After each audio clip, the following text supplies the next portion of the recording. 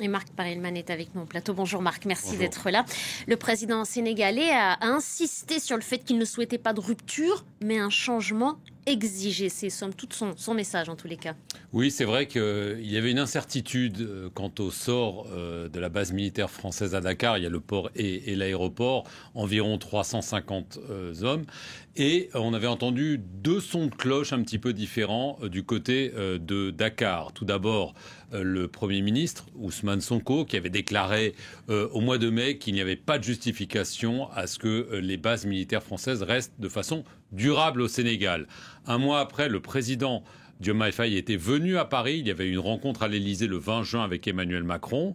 Et d'après l'envoyé spécial d'Emmanuel Macron pour la reconfiguration du dispositif militaire, Jean-Marie Bockel, qui assistait à cette réunion, le président Macron a demandé à son homologue sénégalais « Est-ce que vous voulez fermer la base, oui ou non ?» Ce à quoi le président sénégalais lui a répondu « Laissez-nous le temps d'y réfléchir ». Et visiblement, le temps de la réflexion est terminé. La décision a été prise en haut lieu à Dakar de vouloir fermer cette base. Alors, le calendrier n'est pas encore établi. Évidemment, on dit qu'on veut maintenir un partenariat, mais du côté de Paris, on espérait quand même pouvoir maintenir cette base, passer de 350 hommes à 100. Dorénavant, il semble que la porte se soit définitivement fermée. Donc c'est vrai que cette base, qui existe déjà depuis très très longtemps à Dakar, devrait fermer bientôt.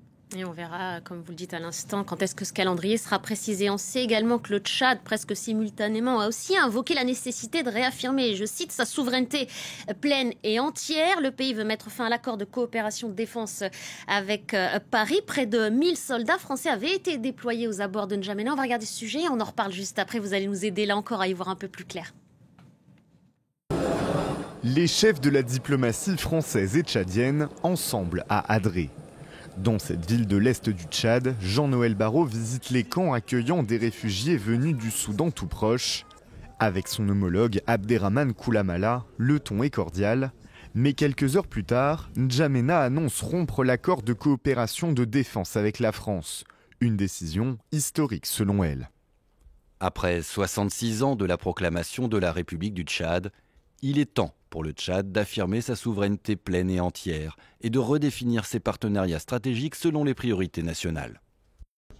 Dans son communiqué, la diplomatie tchadienne assure qu'elle respectera les modalités prévues pour la résiliation de l'accord, sans pour autant préciser la date d'un éventuel retrait de l'armée française.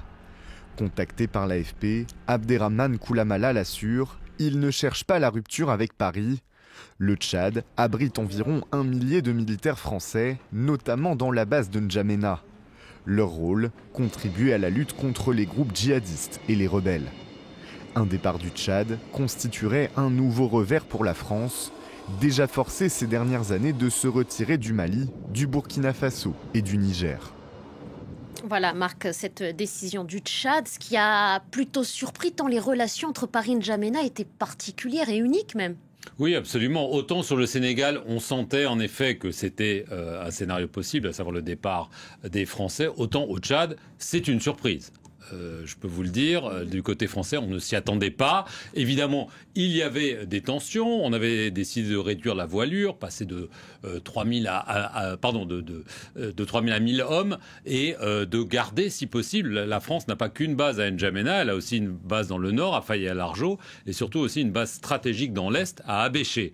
Et l'idée était vraiment de garder, si possible, encore ces 3 bases avec moins d'hommes. Et c'était vraiment les discussions. Et l'envoyé spécial d'Emmanuel Macron, Jean-Marie Bockel, on en a discuté sur nos antennes il y a encore récemment. Alors, il ne se prononçait pas sur les chiffres et tout ça. Mais clairement, il affirmait que le processus de discussion était en cours et que tout avait l'air de se passer bien et qu'on arriverait à trouver un compromis. Et là, patatras, non seulement le ministre français vient en visite, il voit son homologue et après son départ, il y a ce communiqué qui tombe pour dire voilà, l'accord de défense c'est terminé. Alors certes, ce n'est pas comme au Sahel une rupture et tout ça, mais ça veut dire le départ des soldats français. Et comme vous dites, c'est une présence historique qui remonte à 1940. Le Tchad est le pays où les militaires français sont sans doute le plus intervenus. Il n'y a encore pas si longtemps pour soutenir le régime en place. Donc c'est vraiment un gros changement de paradigme.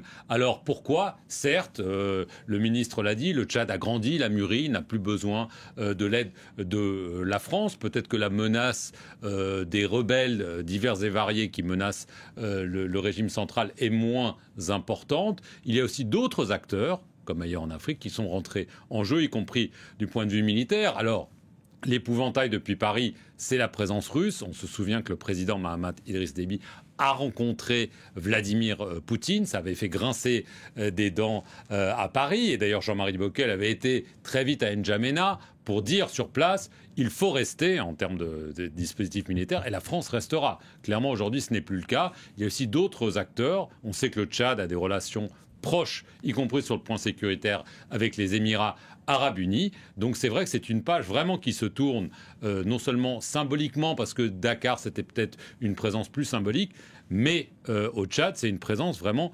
stratégique pour la France. Elle pourra encore s'appuyer en Afrique de l'Est sur la base de Djibouti, qui, elle, n'est pas concernée par la reconfiguration. Mais il est évident que les 4 pays où la France était présente, Gabon, Côte d'Ivoire, Tchad, Sénégal, dorénavant, la moitié d'entre eux ont décidé qu'il était temps de tourner la page de la présence militaire française. Reste à voir ce que diront les 2 autres. Oui, absolument. Merci beaucoup, Marc. Merci pour ces éléments de compréhension.